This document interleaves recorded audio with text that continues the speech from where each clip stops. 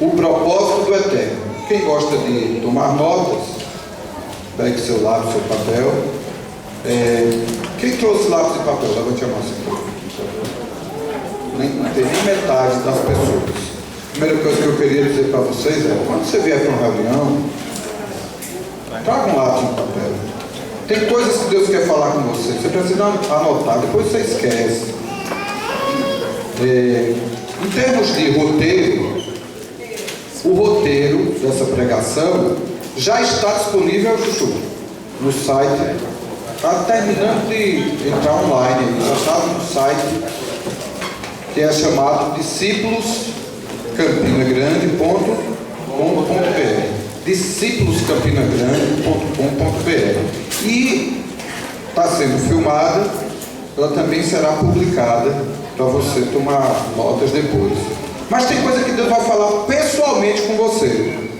Enquanto a gente compartilha a palavra aqui, tem coisas que o próprio Espírito Santo vai falando no seu coração. Então, não deixe de trazer um mecanismo para anotar as palavras de Deus. O propósito do eterno. O propósito do eterno é o propósito de quem? Quem é o eterno? Deus é o eterno, o Criador, aquele que existe antes de todas as coisas. Ele é o iniciador, o fundador. Sem Ele, nada do que foi feito se fez. Ele é a origem de todas as coisas. Esse é o nosso Deus, o eterno. Muitos irmãos, e até algumas versões bíblicas, chamam Deus de o eterno, que seria o significado da expressão em hebraico que tem o nome de Deus. Esse nome de Deus que foi traduzido em português para Jeová ou Javé, não tem esse nome de Deus? Até que tem umas pessoas que batem na porta da gente falando do nome de Deus, são chamadas de quê? Testemunhas de Jeová. O ruim de traduzir um nome é porque às vezes essa tradução não representa o significado original da palavra. Então, o significado original do nome de Deus em hebraico significa: eu sou o que sou. Eu sou o eterno, o que sempre existiu, o que sempre existirá, o iniciador de todas as coisas. Depois a gente vai falar sobre o propósito do eterno. E esses dias eu escrevi uma frase para resumir esse propósito do eterno. Qual é o propósito do eterno? E a frase ficou assim: uma família de muitos filhos semelhantes a Jesus, para a glória de Deus Pai e na dependência do Espírito Santo. Vamos ver se vocês conseguem repetir comigo. Qual o propósito do eterno? Uma família de muitos filhos semelhantes a Jesus, para a glória de Deus Pai e na dependência do Espírito Santo. Vamos mais uma vez. Ficou bom, deu um bom ensaio. Qual o propósito do eterno? Uma família de muitos filhos semelhantes a Jesus, para a glória de Deus Pai e na dependência do Espírito Santo. Agora eu gostaria que todos dissessem: qual é o propósito do eterno?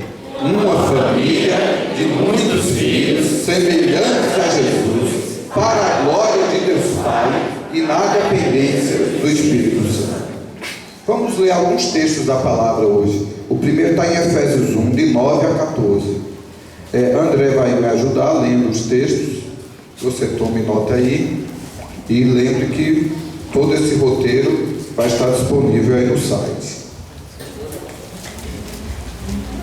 Desvendando-nos o mistério da sua vontade, segundo o seu beneplácito que propusera em Cristo, e fazer convergir nele, na dispensação da plenitude dos tempos, todas as coisas, tanto as do céu como as da terra.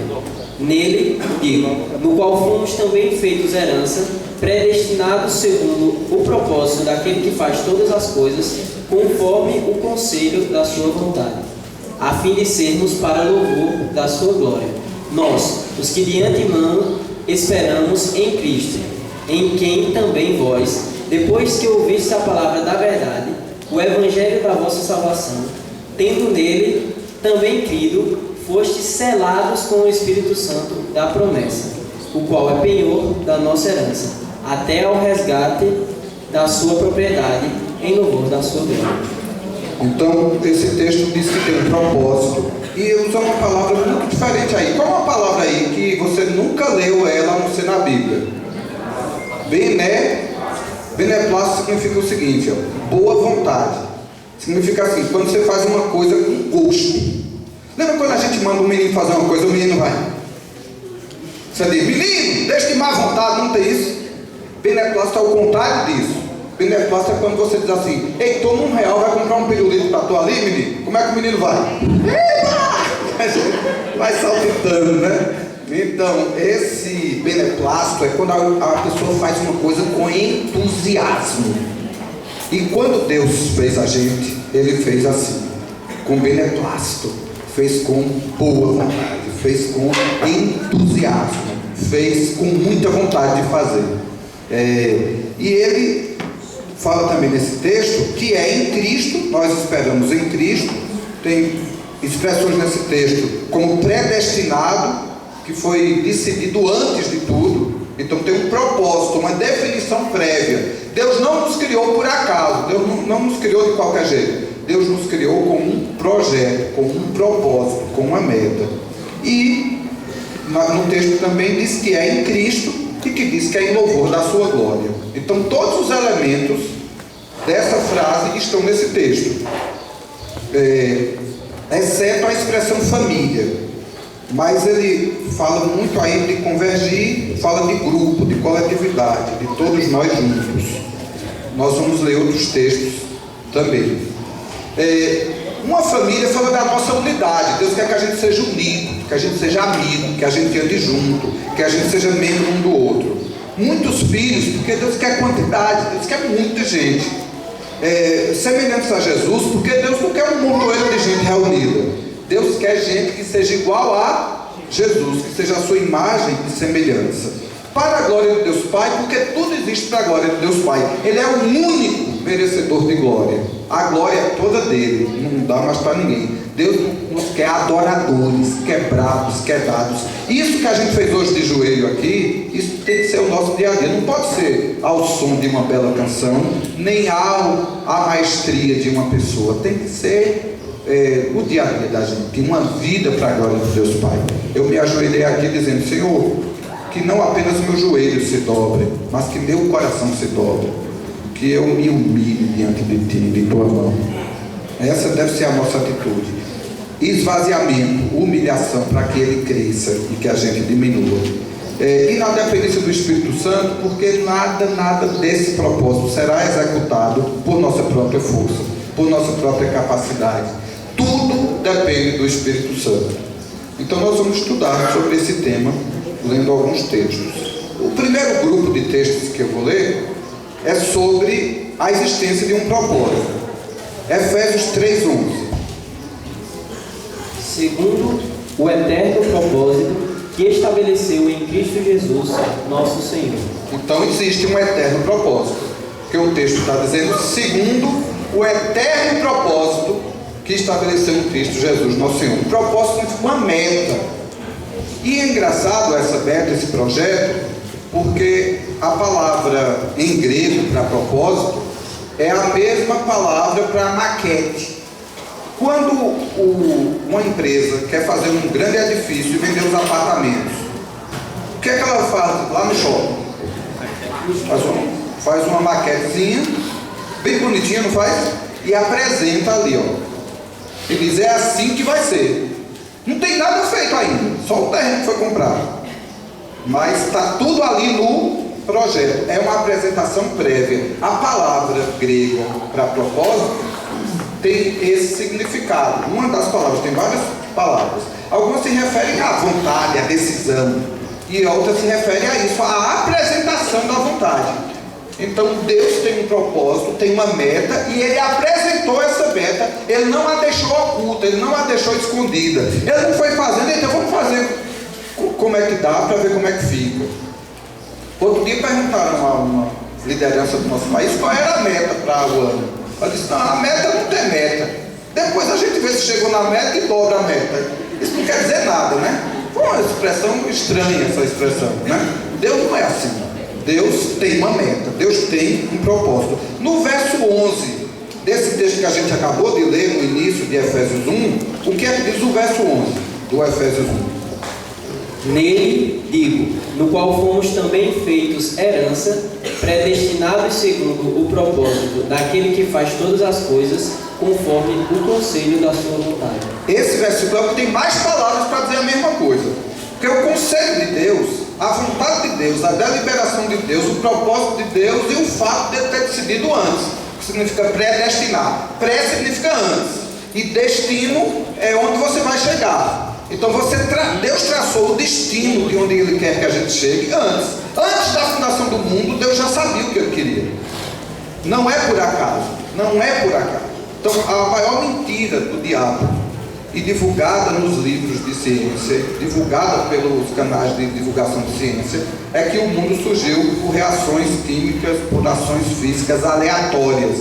Não há nada de aleatório na criação. A criação tem propósito, tem meta, tem um criador, tem um autor, tem um projetista, tem um design. Outra expressão para propósito é a expressão design. Alguém desenhou, alguém fez aquilo, alguém planejou, traçou. Por exemplo, Isaías 46:10 prova isso. Isaías 46:10. Quem sabe pode até repetir o versículo junto com o André. Que desde o princípio anunciou o que há de acontecer, e desde a antiguidade as coisas que ainda não sucederam. Que digo, o meu conselho permanecerá de pé, farei toda a minha vontade. Olha, mais uma vez, farei toda a minha vontade. Então Deus tem uma vontade, tem um conselho, tem uma decisão, tem uma deliberação, tem um projeto, tem um propósito. E Ele diz, eu anuncio no início o que vai acontecer no fim. Em Atos 20:27, mostra como o apóstolo Paulo tinha clareza desse propósito e ele falava disso, ele explicava isso. Essas expressões, propósito, conselho e vontade, vão estar sempre juntas. O conselho de Deus é a vontade de Deus, é o propósito de Deus, é a meta de Deus, é o plano piloto, é aquilo que faz Deus agir e trabalhar. Atos 20:27. Porque jamais deixei de vos anunciar todo o desígnio de Deus. É muito curioso nessa tradução, porque ele chama o propósito de desígnio. Desígnio tem tudo a ver com design, com um plano, com um projeto. Romanos 8:28-29, esse eu acho que a maioria sabe, também fala desse propósito. Diz assim, sabemos que todas as cooperam para o bem daqueles que amam a Deus, daqueles que são chamados segundo o seu propósito. Porquanto aos que não conheceu, também os predestinou para serem conformes à imagem de seu Filho, a fim de que ele seja o primogênito entre muitos irmãos. Então está anunciado que Deus escolheu, que Deus decidiu, que Deus conheceu, que Deus tem um propósito, e até diz aí qual é o propósito: para que sejam conformes à imagem do seu Filho, seja igual a Jesus, a fim de que ele, Jesus, seja o primogênito dentre muitos irmãos. Quando fala primogênito dentre muitos irmãos, tem o que disso? O que é que está embutido nessa frase? Primogênito dentre muitos irmãos. Uma família que tem um irmão mais velho, que tem um pai que é Deus. Então Deus nos criou para Ele ser pai, para nós sermos filhos, para Jesus ser o nosso irmão mais velho, para nós termos esse nosso irmão mais velho como nosso Senhor e Salvador. Isso tudo tem a ver com o nosso projeto de criação. E Deus nunca desistiu desse projeto. Está escrito em Hebreus 6:17. Deus nunca desistiu do seu projeto. Por isso Deus, quando quis mostrar mais firmemente aos herdeiros da promessa a imutabilidade do seu propósito, se interpôs com o juramento. A imutabilidade do seu propósito. O que quer dizer imutabilidade do seu propósito? O propósito é imutável. O que quer dizer que o propósito é imutável? O propósito não muda. Tem um texto lá nas cartas de Pedro que diz que Deus é imarcessível, quer dizer que Ele não murcha. Não murcha, Ele não envelhece, Ele não caduca, Ele não morre, Ele não vai se deteriorando. Às vezes eu comecei a caminhar esses dias. Aí você começa a caminhar na maior animação. Aí vem uma chuvinha e já é difícil, né?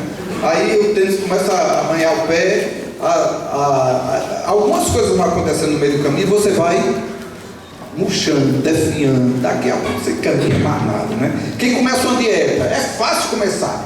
Você vai naquela empolgação, vou perder. Aí na primeira semana você perde logo 2,5 kg. É só a água que foi embora. Aí na outra semana para perder meio quilo, dá um trabalho. Aí para você se manter até o fim de uma dieta é muito difícil. Até uma caixa de antibiótico que o médico passa, como ela conseguir chegar no fim daquela caixa tomando no mesmo horário, é muito difícil. Olha, eu estou falando de coisas pequenas, como uma caminhada, uma dieta, uma caixa de remédio.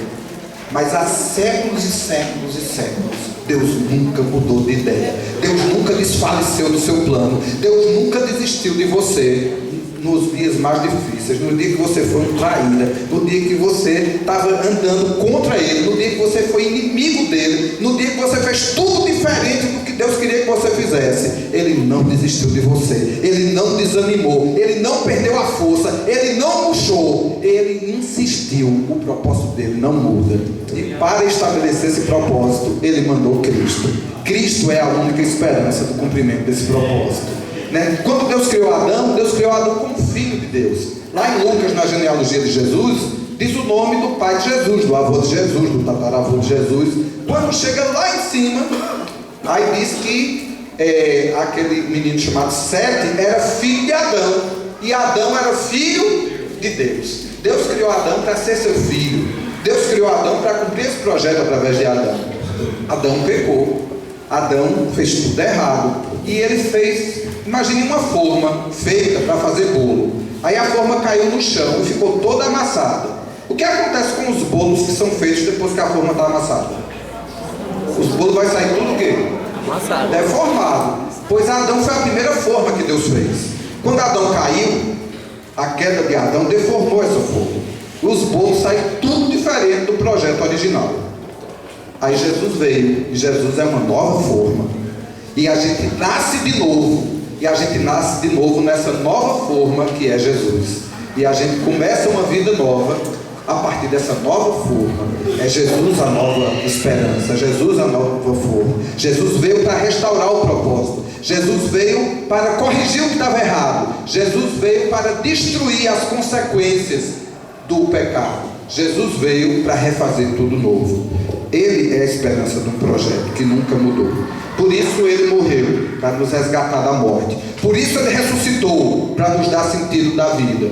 Por isso ele foi exaltado, porque ele é o varão perfeito. Ele é o homem que o Pai sempre quis que existisse um. Ele foi o homem que Adão não foi. Ele foi o homem que Davi não foi. Ele foi o homem que eu não fui, que você não foi. Ele é a medida da perfeição. Ele é a exata expressão de Deus. Ele é Deus em carne. Ele é Deus feito gente. Ele é Deus no barro. A palavra Emmanuel quer dizer Deus dentro do barro.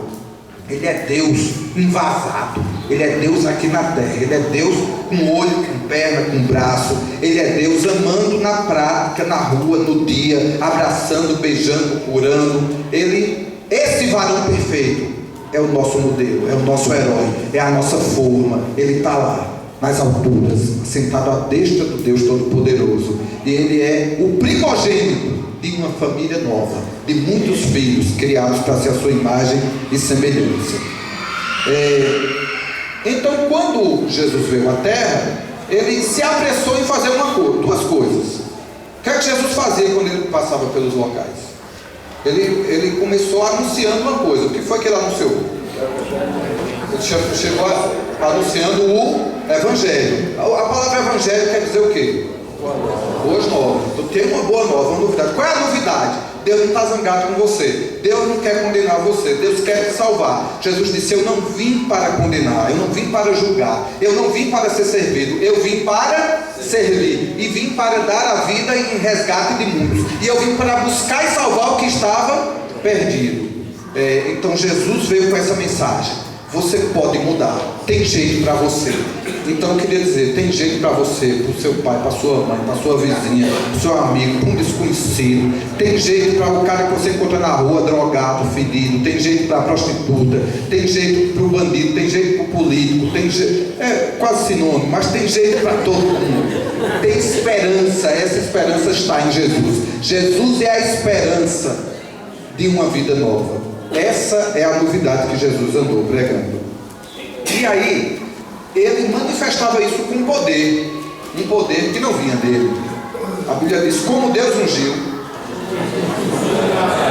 com o Espírito Santo em poder, o qual andou por toda parte, fazendo bem e curando a todos os oprimidos e amados, porque Deus é com ele. Atos 10:38. Deus ungiu a Jesus com o Espírito Santo, e Jesus andou por toda parte no poder do Espírito Santo, curando enfermos, ressuscitando mortos, expulsando demônios, salvando pecadores, perdoando pecados, dando a sua vida pelas pessoas. Então, outra coisa que Jesus fez com essas pessoas, que ele anunciou o Evangelho, que ele curou, que ele expulsou os demônios, ele fez uma outra coisa com essas pessoas. O que foi que ele fez? As pessoas que creram no Evangelho foram o quê? Batizadas. E quando elas foram batizadas, elas se transformaram em quê? E como era o nome que se dava a essas novas criaturas que andavam com Jesus? Discípulos de Jesus. Então Jesus fez discípulos. Lá em João 4 diz que João ouviu falar que Jesus fazia e batizava mais discípulos do que João. Jesus fazia e batizava mais discípulos do que João. Então Jesus fez discípulos. E o que é a palavra discípulo? A palavra discípulo é seguidor, chamado para seguir. Jesus passou numa coletoria, tinha um carinho cobrando impostos. Como era o nome do carinho que cobrava impostos? Mateus. O que foi a pregação de Jesus para Mateus? Segue-me. Ser discípulo é ser chamado a seguir Jesus, é crer em Jesus. Agora, só é discípulo quem tem duas coisas em relação a Jesus. Se eu fosse criar uma definição de discípulo bem simples, o que é um discípulo? Teria que ter dois verbos para identificar esse discípulo. Um discípulo é alguém que crê em tudo que Jesus diz, e um discípulo é alguém que obedece a tudo que Jesus manda. Vamos ver se a gente diz essa frase. O que é um discípulo? É alguém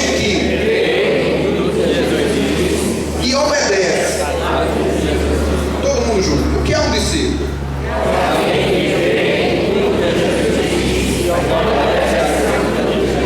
Esses dois verbos definem a gente: crer e obedecer. Só crer vira discípulo?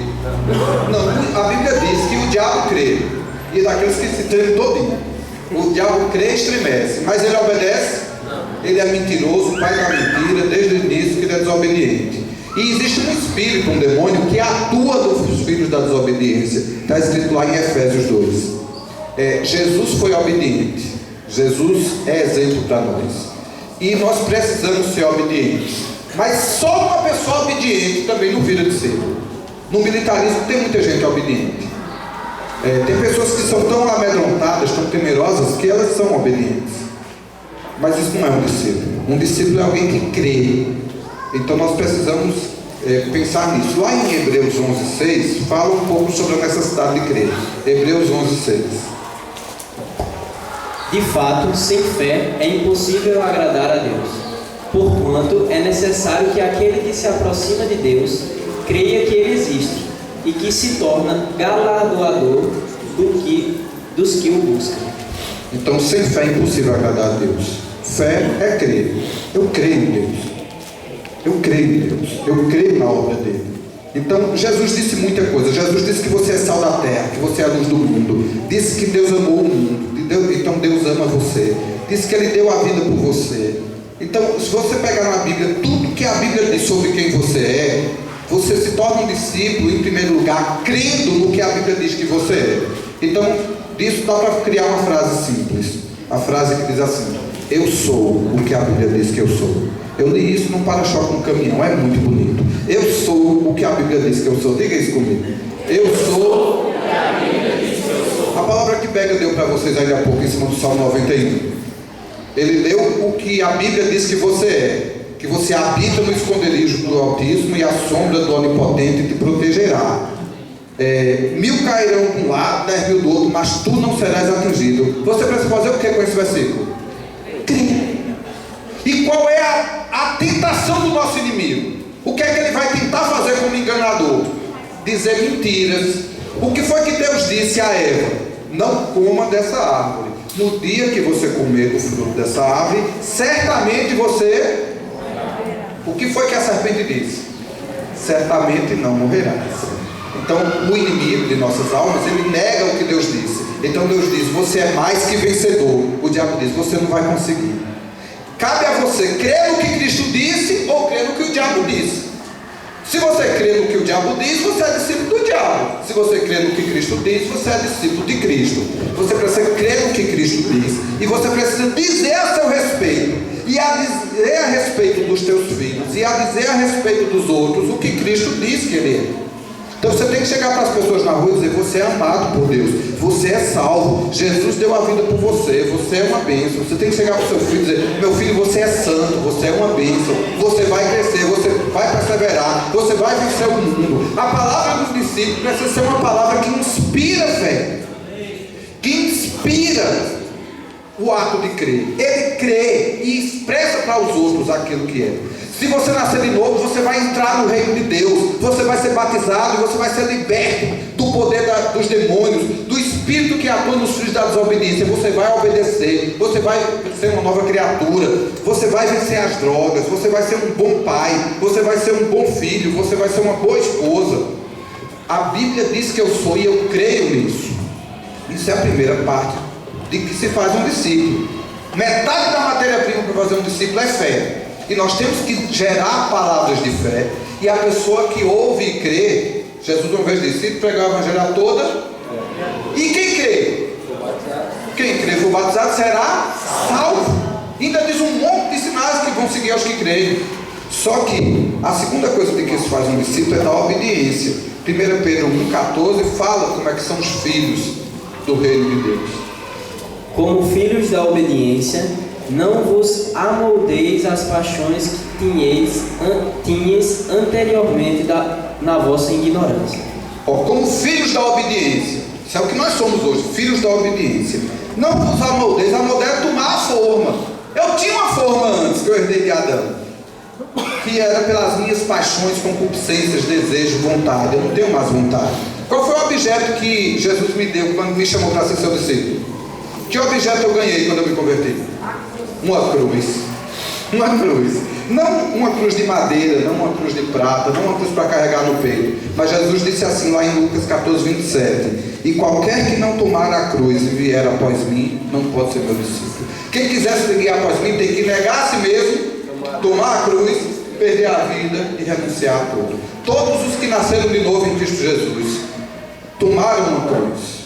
Essa cruz, o objeto que a gente tem que carregar.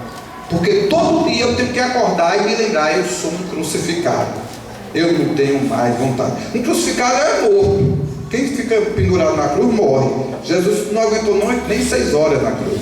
Jesus foi pendurado ali na cruz de meio-dia. Antes de escurecer o dia, Jesus já estava morto. Jesus morreu na cruz. E nessa cruz eu morro também. Então, uma igreja é um conjunto de crucificados. Crucificado é morto para o mundo. A gente morreu para o mundo. A nossa vida não é mais nossa. Paulo dizia assim: agora não vivo mais eu, Cristo vive, e este viver que agora eu tenho na carne, eu vivo pela fé no Filho de Deus. É uma vida nova. Para nascer de novo, eu morri para a velha natureza, eu morri para o meu velho homem, eu morri para a natureza de Adão, e eu nasci de novo com uma nova forma. Eu nasci de novo em Cristo. Eu nasci de novo para a obediência. Eu era filho da desobediência.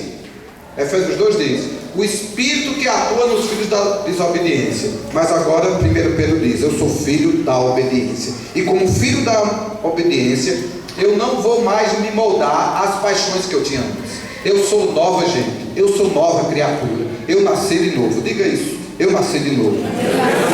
Eu sou nova criatura. As coisas velhas já passaram, tudo se fez novo.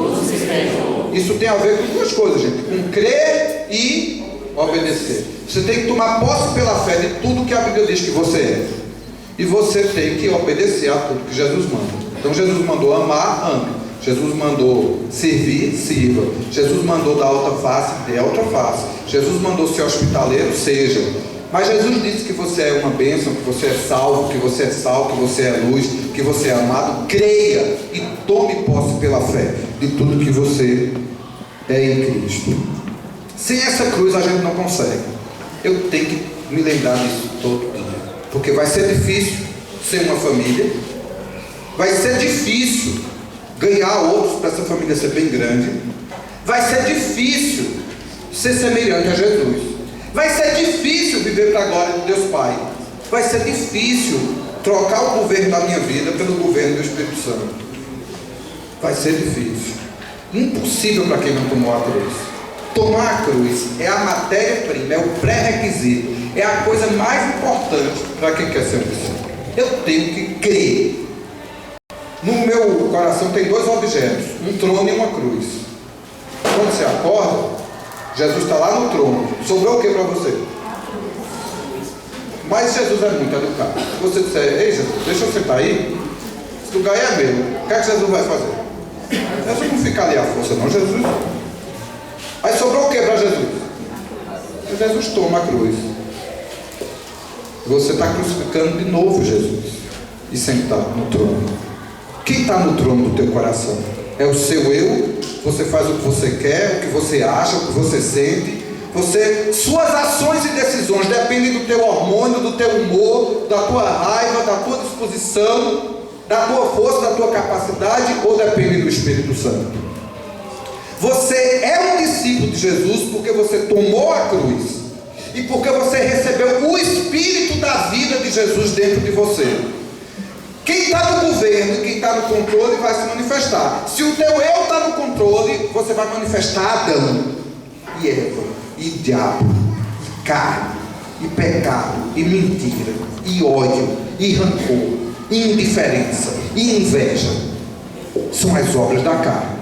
Mas se Jesus está no trono, o Espírito Santo está te guiando, você vai manifestar amor, paz, bondade, misericórdia, longanimidade, mansidão, domínio próprio, vida, alegria, hospitalidade, sorriso, abraços, vida de Jesus. A vida de Jesus se manifesta para quem toma a cruz e deixa Jesus no trono. Amém? Amém. Precisamos crer que Jesus está no trono. Ele está no controle, Ele cuida, Ele protege, Ele nos livra. O diabo não pode nada contra nós. Ele é um mentiroso, ele é um enganador, ele não pode nada. Ninguém jamais vai precisar aqui ter medo do diabo. O diabo é um impotente contra aqueles que têm Cristo reinando em seu coração. O diabo só consegue alguma coisa com quem dá lugar a ele. Aí a Bíblia diz, não dê lugar ao diabo. Como é que você dá lugar ao diabo? Tirando Cristo do trono e assumindo esse lugar. Você é vulnerável. Quando você está no controle, você é vulnerável. Você dá direito legal ao diabo de oprimir, de machucar, de maltratar, de acusar. Mas quando Jesus está no trono, o diabo não pode nada contra você, contra a sua vida. O outro ponto, eu já desenvolvi aqui sobre a existência de um propósito eterno.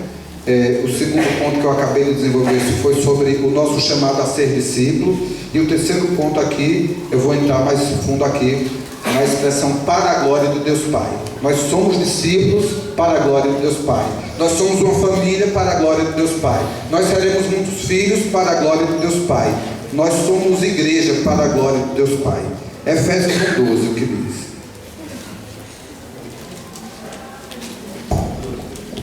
Efésios 1:12. A fim de sermos para o louvor da sua glória, nós, os que de antemão esperamos em Cristo. Então, é em Cristo para a glória de Deus Pai.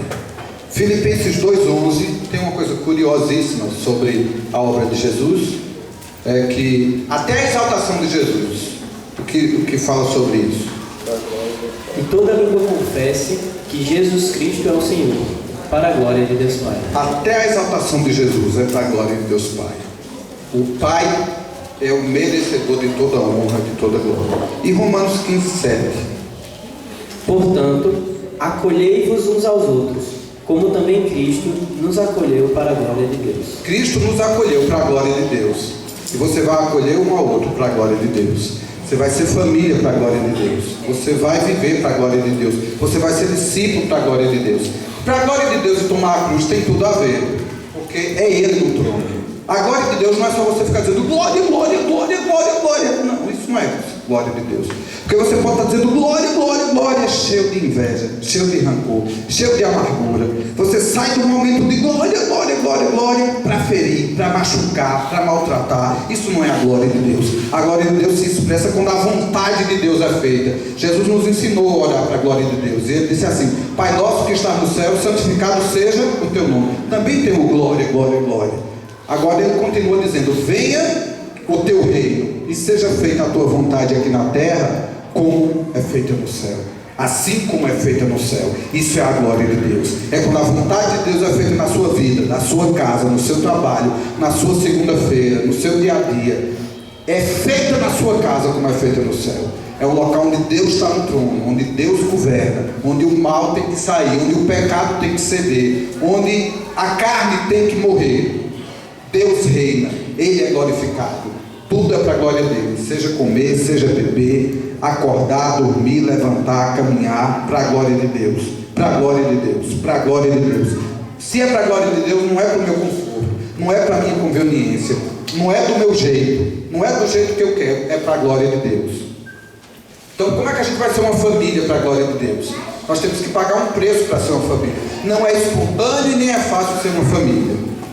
Para os homens, as dificuldades são em uma outra área. Os homens têm umas rixas assim pelo time, mas até as rixas dos homens por time, que levam muitos a brigar, levam outros a serem amigos. Eles gostam de encontrar. Quando o time deles ganha, perturbar o outro, reveza. Uma hora um está brincando, a outra hora o outro, fica só esperando. O camarada aguenta aquela brincadeira, sabendo que um dia vai chegar a vez dele, né? Para quem é 13 anos vai demorar um pouco mais, né? Mas ele termina se alegrando pelo menos com a derrota do Senhor. Mesmo que não tenha sido ele o vitorioso, uma derrota já ajudaria a gente, 13 anos, né? Para quem é raposeiro, tem 1000 motivos para perturbar com a vida da gente. Homem, apesar de vez em quando brigar por causa disso, mas a grande maioria dos homens são amigos por causa disso. Porque eles jogam juntos, e quando você tem um jogo, você tem que ter um time adversário. Ninguém joga só com o seu time. Tem que ter um time adversário. A brincadeira está nisso. Então, os caras terminam de jogar ali e estão se abraçando. Às vezes até os jogadores, quando terminam de uma partida, eles trocam a camisa um com o outro, né? Mulher, não, mulher é mais difícil. Mulher disputa por tudo.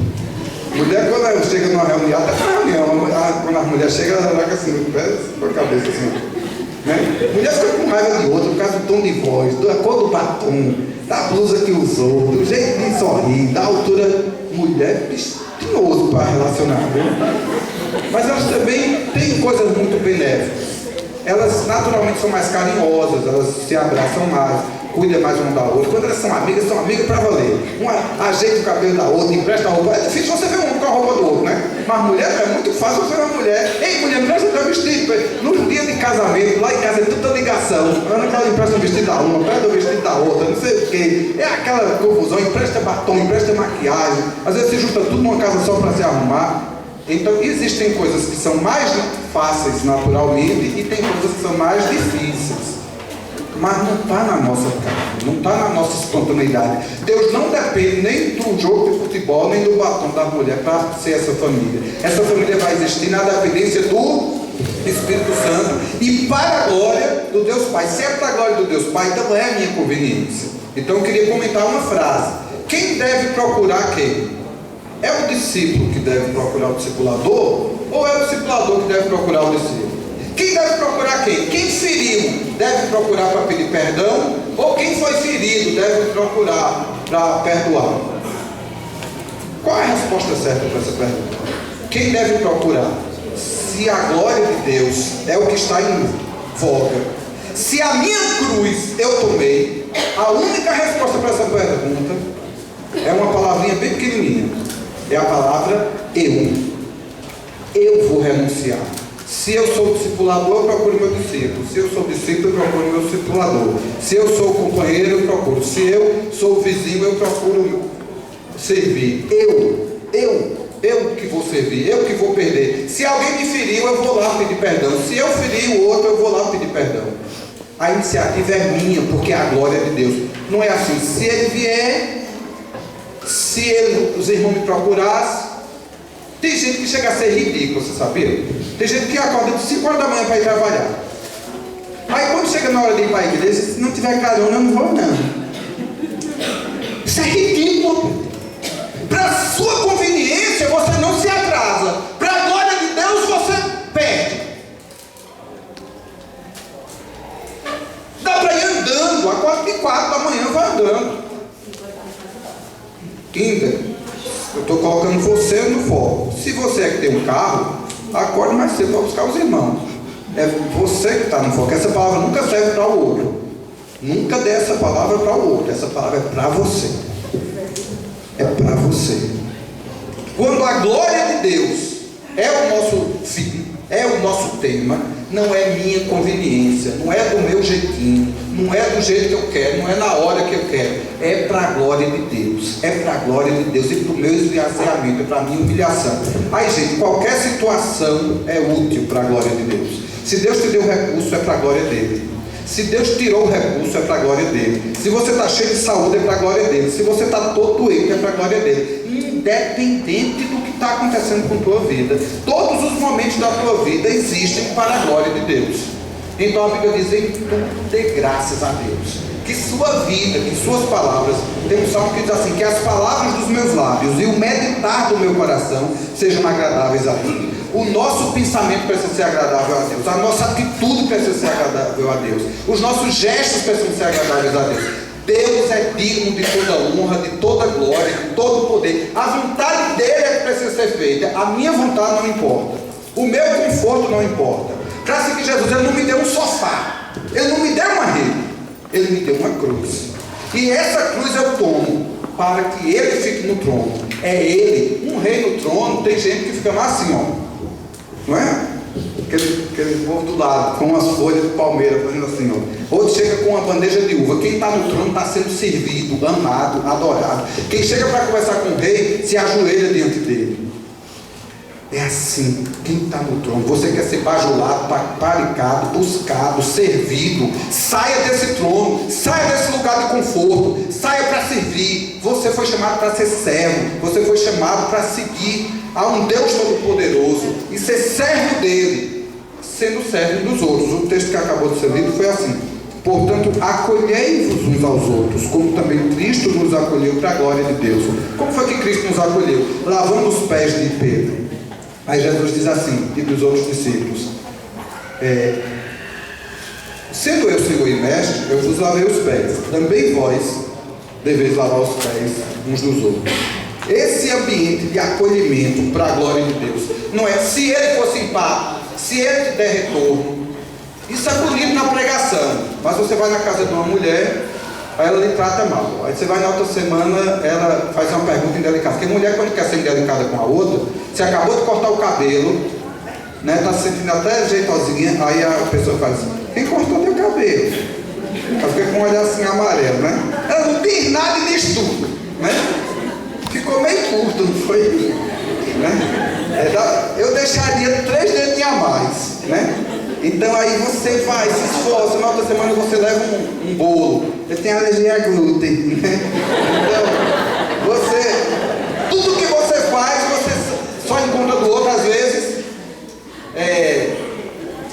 barreira. Não é a sua conveniência que está em jogo, é a glória de Deus que está em risco. Perca, renuncie, se esforce, não desista de ninguém, porque Deus não desistiu de você. Jesus não desistiu de ninguém, você não tem o direito de desistir de ninguém. Jesus não desistiu de você, você tem que insistir com o outro, independente do jeito do outro. Eu não suporto mais, é porque está vivo. Quem está na cruz suporta, porque a cruz mata a gente. A cruz mata a gente, a cruz resolve. A gente só vai conseguir ser tudo que a gente vai ser para a glória de Deus Pai e na dependência do Espírito Santo. Romanos 8, de 14 a 17. Eu inicio agora a falar um pouco sobre a dependência do Espírito Santo. Romanos 8, de 14 a 17. Nós vamos ver que esse propósito, vamos repetir o propósito do Eterno. Uma família e muitos filhos semelhantes a Jesus para a glória de Deus Pai e na dependência do Espírito Santo. Uma família só vai ser possível se cada um de nós paga um preço por ela na glória de Deus Pai. Só vai ter muitos filhos se cada um de nós se esvazia para a glória de Deus Pai. Muitos filhos semelhantes a Jesus, mas a gente só vai conseguir tudo isso, gente, com a operação do Espírito Santo em nós. Romanos 8, 14 a 17. Pois todos os que são guiados pelo Espírito de Deus são filhos de Deus. Porque não recebestes o espírito da escravidão, para viverdes outra vez atemorizados, mas recebestes o espírito da adoção, baseado no qual fomos chamados. Abba, Pai. O próprio Espírito testifica como o nosso Espírito que somos filhos de Deus, como o nosso Espírito. Ora, se somos filhos, somos também herdeiros, herdeiros de Deus e co-herdeiros com Cristo. Se com Ele sofremos, também com Ele seremos glorificados. Então, toda a operação da família é feita pelo Espírito Santo. Nós somos filhos por causa do Espírito Santo. Foi o Espírito de adoção. O Espírito Santo aqui é chamado Espírito de adoção. O Espírito de adoção é que nos torna filhos de Deus. Nós só podemos chamar Deus de Pai por causa do Espírito Santo. Então é impossível que Deus tenha uma família de muitos filhos, a sua imagem e semelhança, para a glória de Deus Pai, sem o Espírito Santo. O Espírito Santo é tudo de que necessitamos para essa família. Nossa experiência não vai nos ajudar. O tempo de reino não vai nos ajudar. A nossa prática não vai nos ajudar. As nossas habilidades que a gente já herdou, quer seja a simpatia de um, quer seja a habilidade da organização do outro, isso não vai ajudar. Só o Espírito Santo pode nos fazer essa família.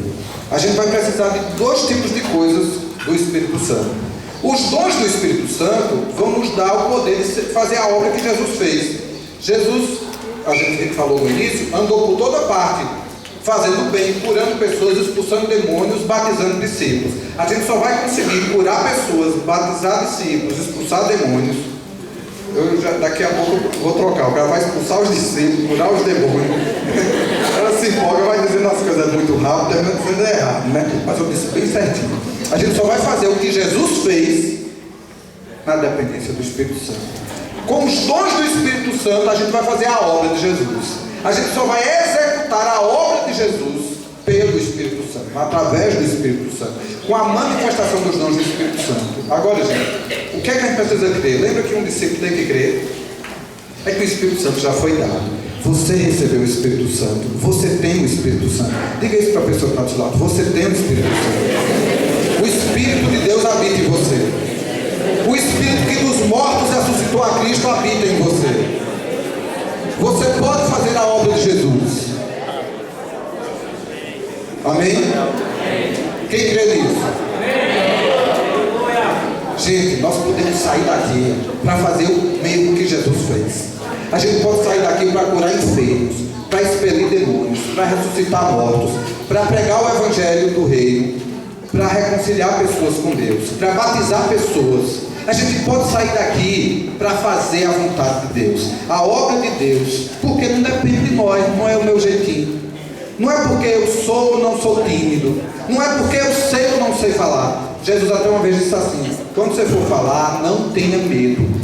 Quando você abrir a boca, eu colocarei palavras de sabedoria. Quando a gente sai para pregar, não é o que você sabe, não é o que você decorou, é o que o Espírito Santo vai colocar nos teus lábios. O Espírito Santo é tudo o que necessitamos para acessar a vida prática de Jesus. Mas Ele já está em nós. O que nos conecta com Ele é a oração e a fé. Eu preciso crer que Ele está comigo e preciso pedir a Ele, conversar com Ele. Outro texto sobre dependência do Espírito Santo é João 14, 26. Mas o Consolador, o Espírito Santo, a quem o Pai enviará em meu nome, esse vos ensinará todas as coisas, e vos fará lembrar de tudo que eu vos tenho dito. E vos fará lembrar de tudo que eu tenho dito. O Espírito Santo vai lembrar. Não tenha medo. O Espírito Santo vai te ajudar. Saia com intrepidez. Saia do seu lugar de conforto. Saia para a rua, para a casa do vizinho, para a casa do seu familiar, para viver para a glória de Deus Pai, para dar frutos para a glória de Deus Pai. Também lá em Gálatas diz que o fruto do Espírito é amor, paz, benignidade, bondade, mansidão, domínio próprio, fé, fidelidade. A gente só vai ser igual a Jesus com o Espírito Santo. A gente só vai ser amigo com o Espírito Santo. A gente só vai ser paciente com o Espírito Santo. A gente só vai ser amoroso com o Espírito Santo. Por exemplo, em Romanos 5,5 fala do amor. O maior mandamento de Jesus e o mandamento novo, lá em João ele diz: novo mandamento vos dou, que vos ameis assim como eu que vos ameis. Como é que você vai amar como Jesus? Lá em Efésios 5 diz assim: sede pois imitadores de Deus como filhos amados, e andai em amor como também Cristo vos amou. Como é que a gente vai conseguir amar como Jesus amou? Agora leia Romanos 5,5. Ora, a esperança não confunde, porque o amor de Deus é derramado em nosso coração pelo Espírito Santo, que nos foi outorgado. O Espírito nos foi outorgado, e com ele foi derramado amor em nossos corações. Nós vamos ser uma família, porque o Espírito Santo foi derramado em nossos corações. Amém? Nós vamos amar, porque o Espírito Santo foi colocado em nossos corações. Nós vamos amar a Deus e viver para a sua glória, porque o Espírito Santo foi derramado em nossos corações. Nós dependemos dele. Nós precisamos crer que ele já está em nós. Você não precisa ficar esperando 40 dias que ele entre em você. Você não precisa que uma oração poderosa aqui. Eu gosto muito de orar por vocês aqui, mas às vezes eu tenho medo dessas orações que a gente faz aqui, porque alguns de vocês podem ficar viciados em ser aquela pessoa que de 15 dias recebe uma oração e passa 15 dias esperando que os pastores façam uma oração. E o Espírito Santo mora dentro de você. O reino de Deus não é sobre o que acontece aqui nessa reunião geral, não. O reino de Deus é sobre o que acontece no seu quarto, no seu dia a dia, no seu coração, no seu espírito, no seu trabalho, na sua rua, por onde você passa. Em todo tempo, você só está com 3 tipos de pessoas. 24 horas por dia, você está com 3 tipos de pessoas.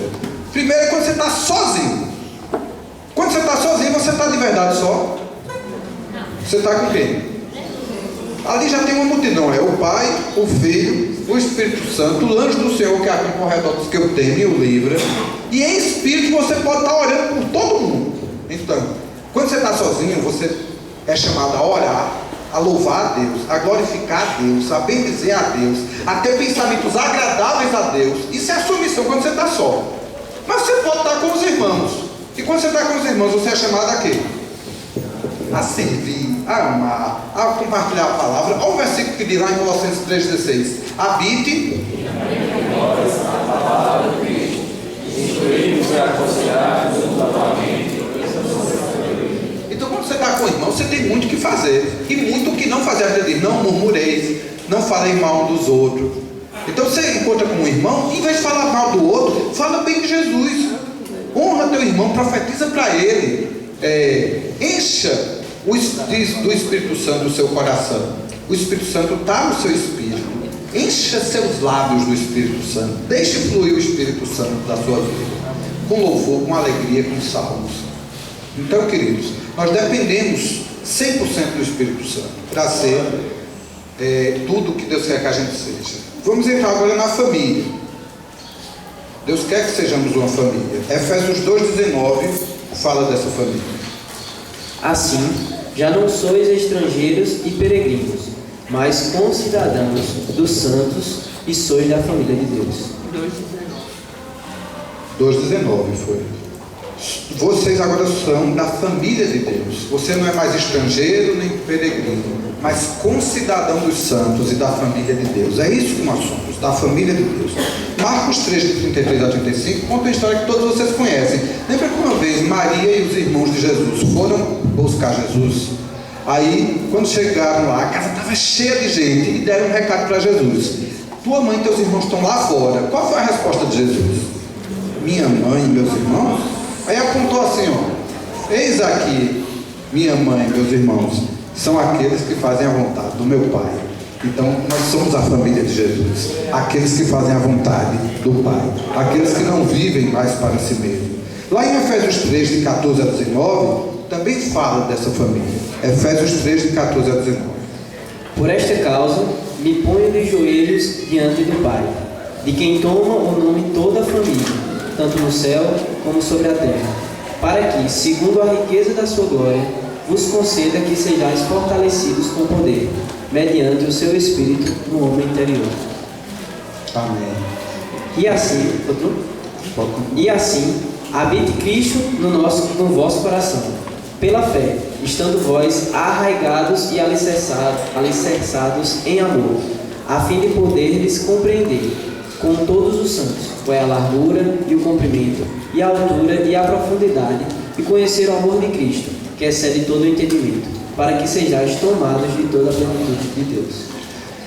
Vocês têm que pegar esses textos e ler com muita paciência. Cada texto desse diz quase tudo o que a pregação está dizendo. Esse texto fala da glória de Deus, da família, da dependência do Espírito Santo, que somos família de Deus, para a glória de Cristo, por Deus de Cristo, com o amor de Cristo, para que se expresse em nós a plenitude de Deus. Olha o projeto de Deus, é que a plenitude dele se expresse dentro de nós, através de nós, que a plenitude de Deus seja vista nos nossos olhos.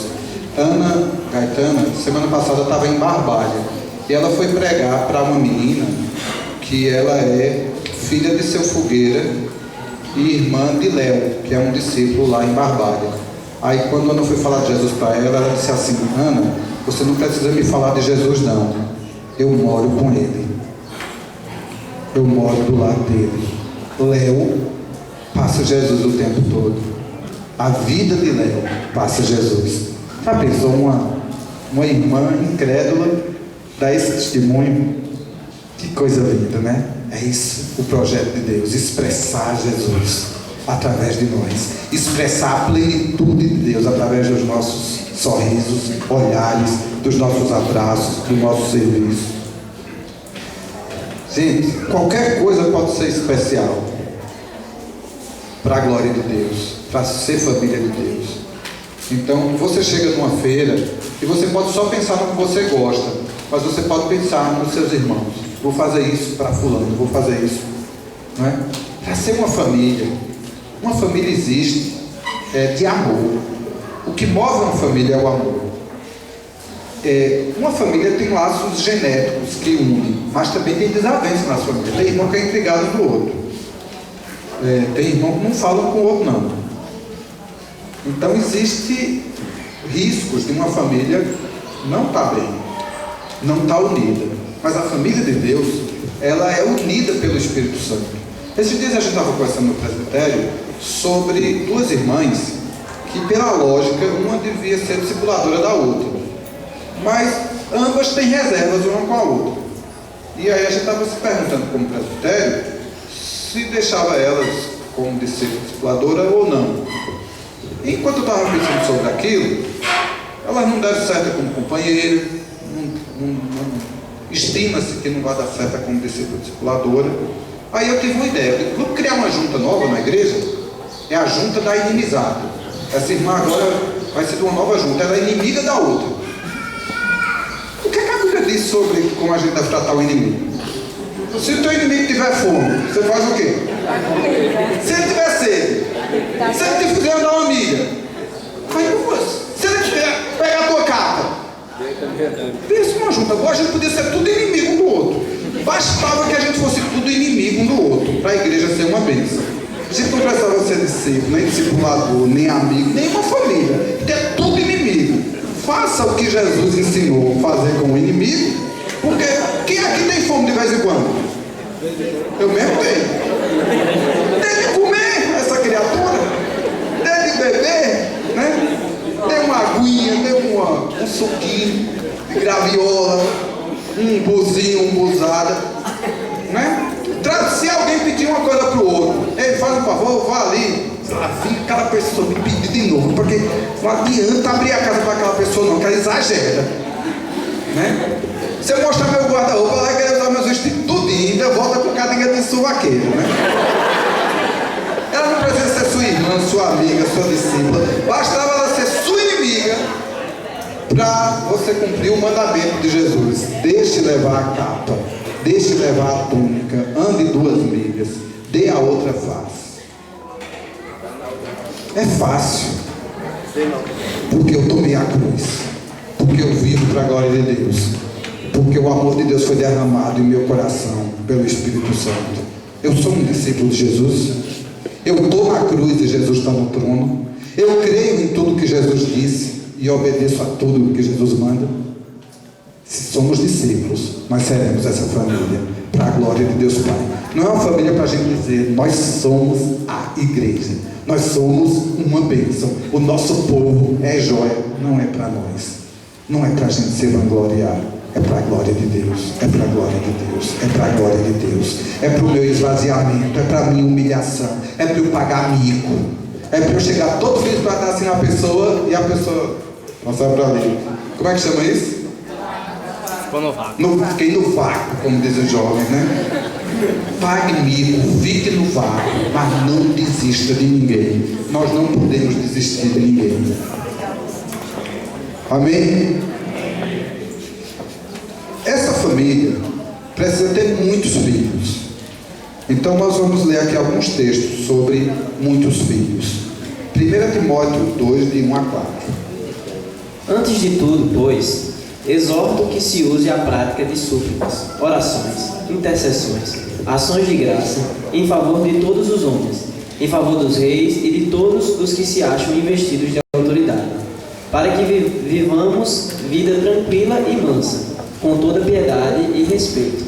Isto é bom e aceitável diante de Deus, nosso Salvador, o qual deseja que todos os homens sejam salvos e cheguem ao pleno conhecimento da verdade. O qual deseja que todos os homens sejam salvos. Então ele está mandando aqui orar por todos os homens, porque Deus quer que todos sejam salvos. Se Deus quer que todos sejam salvos, todo mundo que você conhece o nome, que você já ouviu o nome, que você já viu passar na rua, ore por ele. Tem uma reportagem falando não sei quem, ore por ele. Passou por um lugar, ore pela pessoa, procure saber o nome dessa pessoa, interceda pela vida dela. Aquela pessoa às vezes está presa por Satanás, às vezes ela nem acredita em Satanás, nem sabe que Satanás existe, mas ela está enganada pelo espírito que atua nos filhos da desobediência. Ela precisa ser liberta, e a sua oração tem poder. Suplique, clame a Deus, repreenda a obra do diabo, quebre as correntes de Satanás contra aquela vida, porque Deus quer que quando sejam salvos?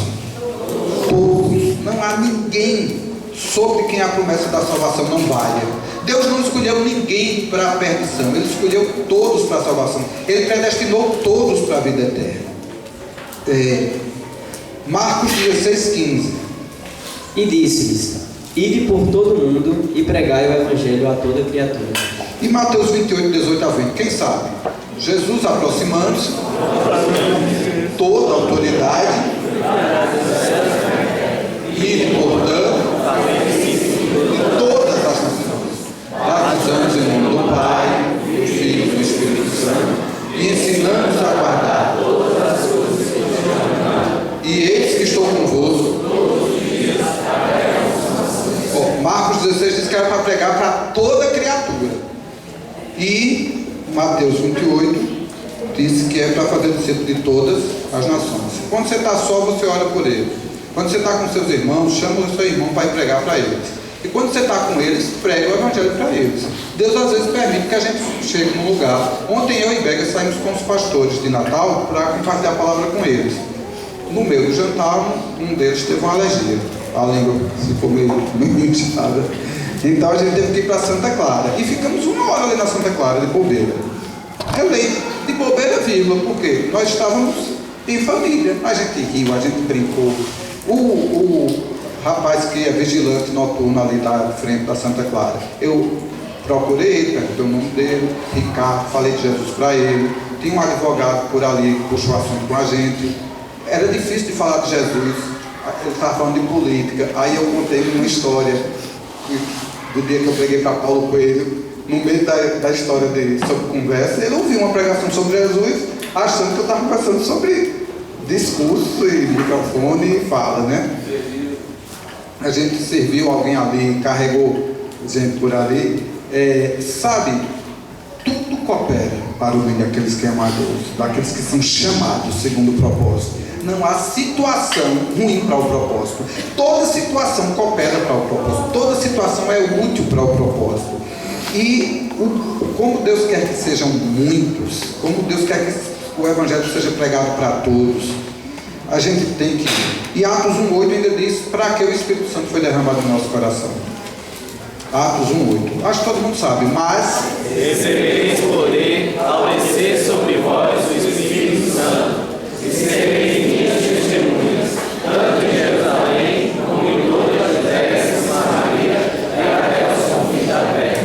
Vamos repetir. Para que Deus criou a gente? Qual é o propósito do Deus eterno?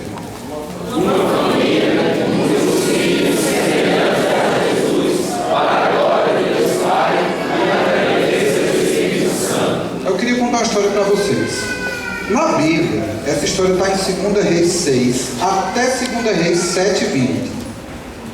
Eu não vou ler todos os versículos, mas eu vou contar a história para vocês. 2 Reis 7 e 2 Reis 6. A história é o seguinte: cidade é Samaria, o profeta é Eliseu. O império querendo dominar Samaria é o império da Síria. E tem um problema sério ali, porque a decisão da Síria é cercar Samaria. Sabe o que é cercar uma cidade? Botar o exército inteiro ao redor de uma cidade, cortar o suprimento de água e comida. Gente, 2 Reis capítulo 6 e 2 Reis capítulo 7. Gente, o povo começa a passar fome. O pouco de Jerusalém que sobraram ali ficaram caríssimos. O profeta Eliseu chega num dia e diz: amanhã vai estar tudo barato, amanhã vai ter uma promoção aqui. Quem que acreditou naquele profeta? Só que no outro dia, o Senhor Deus dos Exércitos fez ouvir no arraial dos sírios um barulho ensurdecedor, e eles tiveram medo, achando que vinha um povo para defender os samaritanos. E esses soldados sírios saíram em retirada, tão desesperados que deixaram tudo deles ali: as espadas, os cântaros com água, aqueles animais que eles tinham acabado de assar para o churrasco. Deixaram tudo. Os animais que estavam amarrados ali para o churrasquinho do outro dia, as bebidas, as comidas, as roupas, as joias, aquelas coisas que eles já tinham roubado de quem tentou entrar ou sair.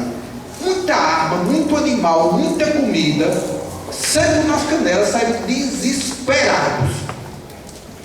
Só que o povo de Samaria não sabia que tinha acontecido isso não. Aí 4 leprosos que viviam entre o exército e a cidade não podiam entrar na cidade porque era leproso. O leproso tinha que ser mantido fora.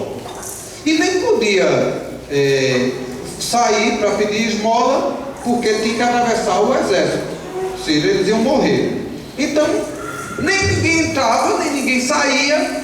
Quem estava ali no meio do caminho eram os 4 leprosos morrendo de fome. Aí eles pensaram assim: se a gente entrar na cidade, o povo lá está com tanta fome quanto a gente, ainda vão expulsar a gente, que a gente é leproso. Se a gente for pedir esmola lá no exército, eles podem nos matar, mas a gente já vai morrer de fome mesmo. Vai que eles dão uma esmolinha para a gente. Aí chegaram os 4 com o coração de, mesmo sendo samaritanos, chegar para o exército da Síria e pedir uma esmolinha, pelo amor de Deus. Quando eles chegam lá, eles são os primeiros a ver que o exército tinha fugido. Imagine a guloseima que era ver na primeira barraca ali um pernilzinho ali de porco rodando assim. Quer dizer, isso aqui eu não como, porque judeu não comia porco, né? Aí vem outro tipo de cordeirinho assim, né? Um galeto. Gente, esses camaradas começaram a comer. Aí com aquela roupa toda maltrapilha, toda velha. Aí começou a beber água. Um jogou água assim em cima dele. Ó. A Bíblia não conta esse detalhe, não. Isso aqui é a minha imaginação fértil, tá? Aí aqueles caras começaram a se regozijar. Aí um vestiu uma roupa, aí outro pegou uma espada. Aí daqui a pouco, quando eles estão naquela lambança, naquela festança, pulando, se abraçando, aí um olha pro outro e diz assim: não é bom o que a gente está fazendo aqui não. Hoje é dia de boas novas. Os nossos irmãos estão todos morrendo de fome lá. Eles precisam saber. Aí, nós 4 não vamos dar conta disso aqui tudo não. Isso aqui é para eles. Aí eles largam lá. Eles podiam ter ficado milionários, né? Eles podiam ter juntado tudo para eles, ter vendido ao povo. Mas eles disseram: a gente precisa repartir isso com o povo. E eles voltaram para anunciar o Evangelho, a boa notícia. O exército fugiu, os bens são nossos. E o povo foi. E tinha tanta coisa que no outro dia, quem achou coisa estava querendo vender, né? Pegou demais. E foi uma promoção no outro dia. E se cumpriu a profecia de Eliseu, né? Todo mundo gritando no meio da praça: tem codorna por R$1, tem ovo por 50 centavos, tem. Os 50 centavos não é uma promoção muito boa. falavam. Naquela época só tinha de capoeira, tá bom, né? Meus queridos, é bom louvar a Deus aqui, quem gosta? É bom ter uma família assim como os irmãos. Quem gosta de ir para o grupo caseiro e ter amigos na igreja? Quem aqui estava perdido e foi perdoado? É bom ser perdoado. É bom ir dormir um dia de consciência limpa, sabendo que está perdoado. É bom estar de joelho na presença de Deus, sabendo que Deus não está com raiva da gente. A gente é igual aqueles 4 leprosos. Não é bom o que a gente faz. A gente tem que sair daqui e avisar para essas pessoas que estão aí no mundo, para as pessoas que estão perdidas. Tem gente que não dorme há anos com a consciência pesada. Tem gente que está precisando de perdão. Tem gente que está precisando de uma família. Tem gente que está precisando de um abraço. Tem gente que está precisando de ser curado. Tem gente endemoniada. E todos nós podemos expulsar os demônios. E essas pessoas estão endemoniadas. Algumas nem sabem que estão endemoniadas. Jesus disse, andando no meio da rua, encontrou uma pessoa muda. Aí ele expulsou o demônio. O mudo começou a falar. Não era a pessoa que era muda. Quem era muda era o demônio. Bastou Jesus expulsar o demônio e a pessoa voltou a falar. Você imagina que é uma pessoa sem conseguir falar, sem conseguir nem pedir oração, sem conseguir dizer o que está sentindo, endemoniada. E todos nós temos autoridade no nome de Jesus para expulsar demônios, para curar enfermos, para pregar o Evangelho, para multiplicar essa família. Nós somos muita gente aqui, nós não somos só 4 não, nós somos muita gente aqui. A gente pode fazer uma proclamação dessa verdade. Meus queridos, a gente tem que pensar nisso todo dia. Não é bom eu ficar em casa, não é bom eu ficar na minha conveniência, não é bom, não é bom. Eu preciso pregar o Evangelho, eu preciso anunciar essas boas novas. Eu gostei hoje no início da reunião, porque começou a ficar boa a reunião, e eu até pedi a Deus, eu quero conversar para você, Senhor, não deixa eu dar essa palavra hoje não. Deixa o negócio pegar fogo aí, deixa o louvor ir mais, deixa os irmãos ter outras palavras aí, porque para falar sobre isso eu tenho mais que confessar pecados do que dar testemunhos a vocês. Eu me sinto muito, esses dias eu tenho falado muito comigo sobre isso, e eu estou me sentindo assim, amarrado, preso. Eu preciso, ontem eu testemunhei que eu balbuciei algumas palavras do Evangelho para 2 pessoas, mas isso é exceção. Não tem sido a regra da minha vida. Fui para a feira, abençoei as pessoas que eu encontrei, falei um pouco, mas assim, tímido, eu estou tímido, eu estou enferrujado. Eu preciso voltar a pregar o Evangelho, eu preciso me arrepender da minha atitude de comodidade, eu preciso ganhar almas para Jesus. Teve um homem que ele desesperava tanto em saber que qualquer pessoa, a qualquer momento, podia morrer para o inferno, e ele acordava, e quando ele acordava, se ele ouvisse o barulho de um ferreiro batendo nas espadas, ou de um sapateiro batendo no couro para fazer um sapato, aí ele ficava muito envergonhado e dizia: Deus me perdoe, como é que o Deus deles mereceu mais atenção do que o meu Deus? Se eles acordaram tão cedo para trabalhar, para ganhar dinheiro, por que eu me acordei essa hora para orar? Aí o outro dia eu acordava mais cedo.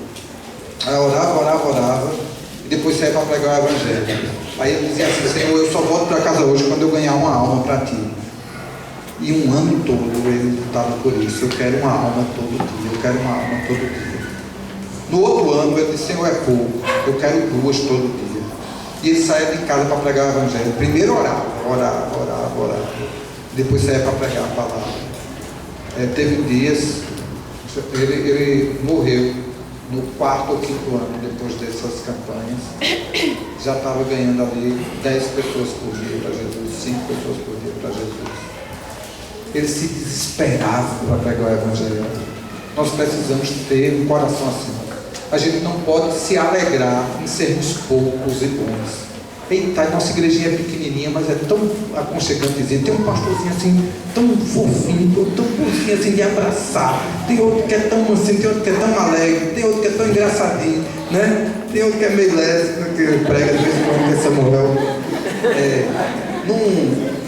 Não é assim. A gente precisa sair, a gente precisa expulsar demônios, curar enfermos, a gente precisa ser tudo isso que a gente é na rua, tudo isso que a gente é nas nossas casas e nesse lugarzinho. A gente precisa ser isso na rua, no trabalho, no dia a dia, na família da gente, o tempo todo. Muitos filhos, é isso que Deus quer de nós. E por último, semelhantes a Jesus. Semelhantes a Jesus tem tudo a ver com a própria criação, em Gênesis 1:26. O que é que diz Gênesis 1:26? Também disse Deus: façamos o homem conforme a nossa. Tem tudo a ver com o texto que a gente citou antes de Romanos 8:29. Quando a gente disse lá, conformes à imagem do seu Filho. Isso tem tudo a ver com 1 João 2,6. O que diz 1 João 2,6? Aquele que diz está nele, deve andar com ele novo. Isso tem tudo a ver com 2 Coríntios 3,18. André pode dizer, 2 Coríntios 3,18. Nós precisamos ser igual a Jesus. Nós precisamos expressar a imagem de Deus. Deus nos criou para ser igual a Jesus. E todos nós, com o rosto desvendado, contemplando como por espelho a glória do Senhor, somos transformados de glória em glória, na sua própria imagem, como pelo Senhor, o Espírito. Então, nós precisamos expressar a glória de Deus, sendo transformado na sua própria imagem, como pelo Senhor, o Espírito. Mais uma vez é através do Espírito, e mais uma vez é para a glória de Deus Pai, e é para ser semelhante a Jesus. Colossenses 3,10. E vos revestistes do novo homem, que se refaz para o pleno conhecimento, segundo a imagem daquele que o criou. Então, meus irmãos, esse é o nosso desafio, essa é a nossa meta: ser manso como Jesus, ser humilde como Jesus, ser santo como Jesus, servir como Jesus, amar como Jesus, perdoar como Jesus, pregar ao mundo como Jesus. Teve uma vez que Jesus estava orando, e lá em João 17, no verso 18, ele diz assim: assim como tu, Pai, me enviaste ao mundo, também eu os enviei ao mundo. Então, assim como Deus ungiu a Jesus de Nazaré com o Espírito Santo e poder, esse mesmo Deus ungiu a você com o Espírito Santo e poder, para sermos iguais a Ele aqui na terra, para sermos obreiros como Jesus e para sermos pessoas como Jesus, vidas transformadas, vidas santas. Isso tem que ser nossa meta, isso tem que ser nosso alvo. Aquilo que não é ainda precisa ser mudado. A área que não está correta diante de Deus precisa ser corrigida. Meus queridos, eu queria muito que vocês baixassem esse material lá na internet, que vocês lessem isso, estudassem cada texto desse. Todos os textos estão lá, fizessem anotações a respeito, com uma pergunta no coração: o que é que eu preciso mudar? O que é que eu estou fazendo diferente do que Deus quer que eu faça? O que é que eu estou fazendo diferente do propósito de Deus? E aí vem a conclusão dessa pregação em Isaías 26:3. Isaías 26:3 é sobre a nossa ação quanto a essa palavra. O que é que eu vou fazer depois de ouvir tudo isso? Tu, Senhor, conservarás em perfeita paz aquele cujo propósito é firme, porque ele confia em ti. Olha, eu falei no início do propósito de Deus. Se Deus tem um propósito, agora o texto está dizendo que o Senhor vai conservar em plena paz o homem que tem um propósito. Deus quer que a gente tenha um propósito, que a gente tenha uma meta, que a gente tenha decisões, resoluções, planejamento, que a gente decida no começo do ano o que a gente vai ser no fim dele, que a gente decida no começo da semana o que a gente vai ser no fim da semana, que a gente decida no começo do dia o que a gente vai ser no fim do dia, que a gente decida no início de uma amizade o que a gente vai chegar no fim dela. Essa decisão, essa resolução nos assemelha a Deus, porque Deus é assim. E essa resolução, essa decisão, essa tomada de postura é que vai fazer a gente praticante e não ouvinte apenas dessa palavra. Romanos 14:13 diz o quê? Não nos julguemos mais uns aos outros. Pelo contrário, tomai o propósito de não pôr destropeço ou escândalo ao vosso irmão. Tomai o propósito. Não julgue mais o outro, não. A minha vida está atrapalhando meu irmão. Meu jeito de ser está atrapalhando meu irmão. Meu jeito de fazer está atrapalhando meu irmão. Eu vou tomar o propósito de não ser motivo de escândalo para ninguém. Eu não quero ser pedra de tropeço para ninguém. Sua vida está fazendo a pessoa crescer ou a pessoa diminuir? Sua vida está fazendo a pessoa melhorar ou a pessoa piorar? Sua vida está fazendo a pessoa ser mais parecida com Jesus ou mais parecida com o inimigo? Suas ações irritam as pessoas ou alegram as pessoas? Suas ações santificam as pessoas ou contaminam as pessoas? As palavras dos seus lábios estimulam a pessoa a viver para a glória de Deus ou a viver para o seu próprio conforto? O que é que você desperta nas pessoas? Você desperta concupiscência, paixão, ou você desperta santidade, vida? O que você desperta nas pessoas? Faça um firme propósito de viver para a glória de Deus. Que esse propósito do Eterno seja o seu propósito. Se eu perguntar qual é o seu propósito, pensar você, meu propósito é ter uma família de muitos filhos, semelhantes a Jesus, e para a glória de Deus. Eu vou trabalhar por isso. Eu vou depender do Espírito Santo para isso. Mas esse é o meu propósito. Eu fui chamado, eu fui tomado, eu me tornei prisioneiro desse propósito. Aqui tem uma coisa interessante no tempo antigo, que o exército romano, numa época, foi o exército que mais dominou povos. E quando um soldado romano, ele dominava um povo e deixava vivo um homem, um soldado do exército inimigo, ele carregava aquele homem como escravo dele. E normalmente naquela época, as pessoas têm um tipo de honra assim, porque o escravo, olha só, o cara matou meu povo, e eu agora sou escravo dele. Esse cara desse bobeira quando estivesse dormindo, você pegava uma espada e matava ele. Eu digo, eu posso até morrer depois, mas eu matei um. Mas não era assim que os caras viviam, não. Os caras pensavam assim: eu fui conquistado, eu agora tenho um Senhor, Ele é meu Senhor, e Ele poupou minha vida, que Ele podia ter me matado, e eu agora devo minha vida a Ele. Os escravos dos soldados romanos, eles davam a vida pelo soldado romano. Então nós fomos conquistados por um general. Ele nos conquistou, Ele nos salvou. Em vez de ele ter matado o nosso povo, ele morreu no nosso lugar. Esse nosso general merece que sejamos para ele como aqueles escravos. Ainda que ele não nos quer como escravos, ele nos quer como filhos. Mas a minha atitude no coração. Aí me lembro a história da Bíblia, lá do tempo antigo, tempo que tinha escravidão em Israel, tinha uma lei dizendo que depois de 7 anos, todo escravo dentro de Israel tinha que ser liberto, ganhar um pedacinho de terra e uma carta de alforria e condições para recomeçar a vida. Era uma lei.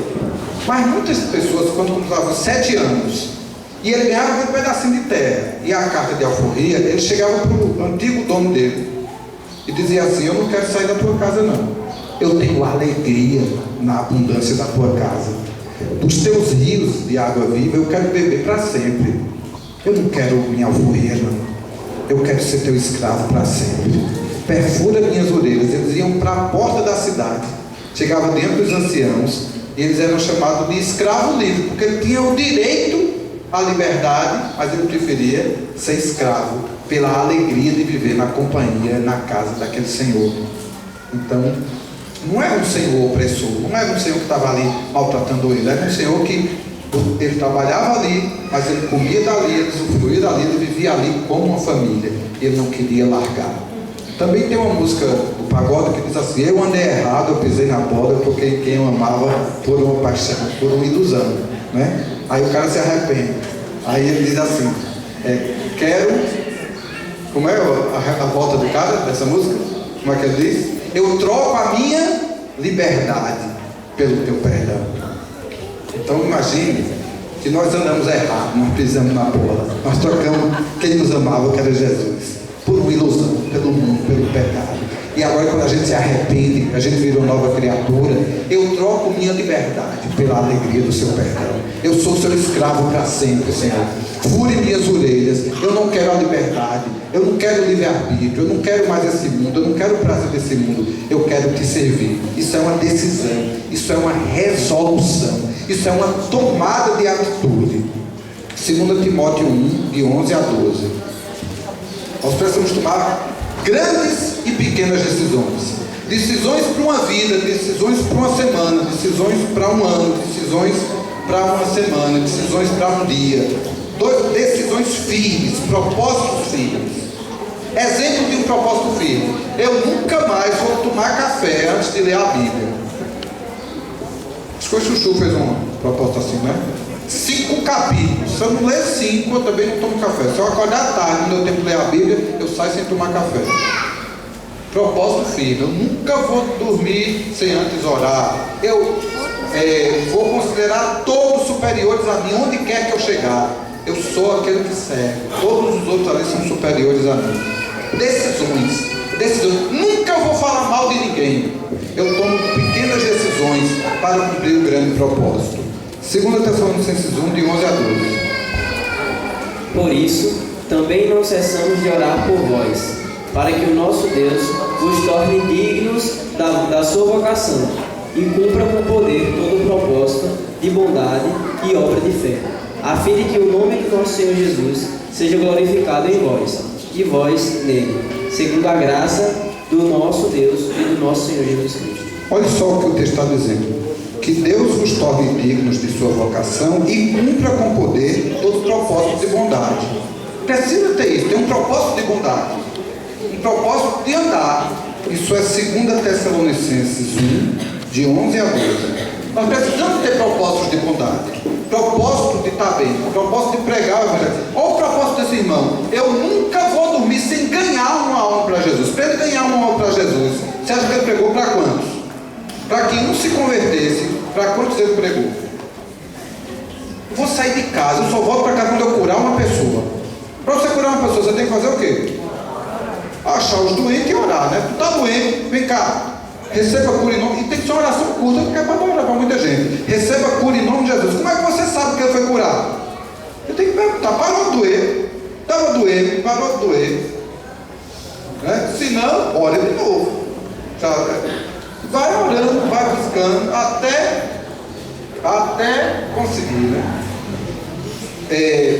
Essa busca diante de Deus, de uma decisão do coração, uma decisão de andar com Cristo, uma decisão de agradar a Cristo, uma decisão de fazer a obra de Cristo, uma decisão de servir a Cristo, uma decisão de imitar a Cristo. Ela tem que ser seguida de pequenas decisões para todo dia. Quem vai para a universidade, hoje na universidade eu vou fazer o bem para alguém, eu vou falar de Jesus para algum amigo meu. As pedras estão clamando. Eu fui no médico essa semana, o médico me perguntou sobre a igreja, sobre Jesus. Eu falei alguma coisa, mas assim, como se eu estivesse puxando conversa mole. Quando eu terminei de falar, aí ele me disse assim: eu estou perguntando, é porque minha esposa tem muita curiosidade sobre isso. Aí foi que eu me liguei, em vez de eu estar fazendo uma abordagem para falar de Jesus para o cara, é o cara que está fazendo comigo. Então nós precisamos aproveitar todo o tempo, todo o tempo, todo o tempo. 2 Timóteo 3,10. Tu, porém, tens seguido de perto o meu ensino, procedimento, propósito, fé, longanimidade, amor e perseverança. Paulo está dizendo para Timóteo isso. Timóteo, tu está seguindo de perto meu propósito. Paulo tinha um propósito, Paulo tinha metas, Paulo tinha desafios. Se é para a gente pregar o Evangelho a todas as nações, você já está numa nação. Que nação é que você já está? Está no Brasil. É para pregar para todo o Brasil, mas tem que começar em alguma cidade. Você já está numa cidade. Qual a cidade? Para Campina Grande tem muito bairro. Você já está num bairro. Qual é o seu bairro? Eu vou começar por aqui, onde eu estou. Eu trabalho num bairro, eu ando num ônibus de um bairro para outro. Eu tenho que ganhar a cidade toda. Será que tem algum bairro que ninguém pregou ainda? Eu vou atrás. Tem um bairro novo, não tem ninguém pregar ainda. Eu vou lá. Tem um condomínio novo, tem uma cidade dentro de Campina Grande. Estão criando uma cidade nova. Diz que vai ter tudo nessa cidade, né? Não sei nem onde vai ser. Vocês já viram a propaganda? No Ligeiro, 50 casas, né? Indústria. Está faltando o que nesse projeto? Uma igreja. Começar a orar, a pregar. Uma igreja viva, cheia de Jesus. Olha, eu estou falando do seu propósito, da sua determinação, porque Deus conta com cada um de vocês para cumprir seu propósito. A Bíblia diz assim em 1 Pedro 2,9: vós, porém, raça eleita, sacerdócio real, nação santa, povo de propriedade exclusiva de Deus, a fim de proclamar as atitudes daquele que o chamou das trevas para a sua maravilhosa luz. sair do lugar de conforto. Nós precisamos sair para as ruas, para o hospital, para dia a dia. Nós precisamos tirar esse cheiro de mofo. Nós precisamos expressar a vida de Cristo onde quer que a gente passe. Quem aqui lembra de alguma reunião geral que, em vez de a gente fazer aqui, a gente fez no Parque da Criança? Quem gostava de ir para lá? A maioria gosta. É mais desconfortável do que aqui. É mais difícil do que aqui. Mas uma das melhores coisas que acontece lá é o cumprimento daquele versículo de Atos. Eles, louvando a Deus, caiu na simpatia de todo o povo. Então, quando a gente está ali louvando a Deus, amando as pessoas, servindo, acho que a gente tem que voltar aí, juntar irmãos e o grupo caseiro, juntar de 2, de 3. Tem um irmãozinho aqui, eu acho que até já saiu para fazer alguma coisa, depois até ir embora, o Wagner. Wagner, toda quarta-noite, tem que pregar pelo bairro onde ele tem uma empresa, avançando lá pela Malvina, na rua da Zumburana, né? À tarde e à noite faz uma reunião. Precisa de ajuda. Tem uma turminha que vai pregar para o pessoal que está interno na casa de recuperação. Tem gente que vai visitar um hospital. Aí você, coincidentemente, adoeceu. Não é coincidência. Você não adoeceu por acaso. Sua doença é para a glória de Deus. Se foi preciso você ir para um hospital, tem muita gente lá para ouvir falar de Jesus. Tem muita gente. Não há tempo perdido para a gente, não há notícia ruim, não tem atraso, não tem adiantamento, não tem tudo que Deus permite que aconteça com a nossa vida. É para a glória dele, é para que a gente expresse a imagem de Jesus, é para que a gente seja uma família, é para que a gente seja muito feliz. E é tudo isso para a glória de Deus Pai. E tudo isso com o poder do Espírito Santo. Lição de casa. Pegue esse material, leia, ore e faça decisões, tome decisões. Eu preciso melhorar nisso eu não sou igual a Jesus. Confessemos uns aos outros, busquemos essa semelhança, busquemos falar de Jesus, busquemos pregar Jesus. A Bíblia diz assim, prega em tempo e fora de tempo. O último versículo sobre isso é Eclesiastes 8:6. Para todo propósito, há tempo e modo. Tempo e modo. Você tem um propósito, existe uma hora para fazer e existe um modo de fazer. Quem é que vai fazer? Eu. Quando? Agora. Como é? Com que recurso? Através do Espírito Santo. Eu não sei pregar, eu não tenho coragem. Eu vou botar a mão numa pessoa doente, em vez dela ficar curada, eu vou adoecer. Eu não vou nem chegar perto, eu vou pregar H1N1. Nós precisamos crer. Um discípulo é alguém que crê em tudo que Cristo diz e obedece a tudo que Cristo manda. Creia que o Espírito Santo está em você e vá por todas as nações pregando o Evangelho. Senhor, eu quero te pedir que o Senhor mesmo revele essa palavra a cada coração. Nós explicamos, lemos, mas o Senhor é que pode revelar a cada coração essa palavra. Pode tomar cada um aqui como prisioneiro deste propósito. Que este propósito que é o teu e que você nunca desistiu, que cada pessoa possa ter isso como seu propósito. E desse grande propósito possa tomar decisões para hoje, decisões para amanhã, decisões de um dia, de uma semana, de um mês, que façam alvos para si, alvos de ganhar vidas para Jesus. Quantos de nós nunca ganhou uma vida para Jesus? Quantos de nós nunca curou um enfermo? Quantos de nós nunca expulsou um demônio?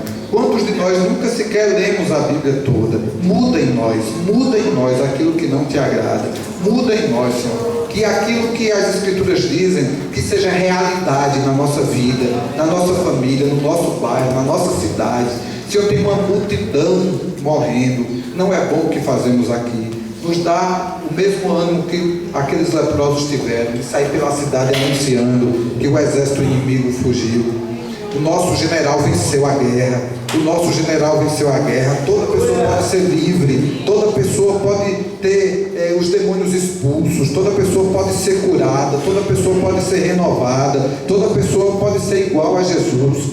nós podemos ser uma família. Há esperança, Senhor. Gera essa esperança em nosso coração. Anima, Senhor, esse propósito em nosso coração. Renova esse propósito em nosso coração. Desafia a gente, Senhor. Nos torna pessoas frutíferas para a glória do Teu nome.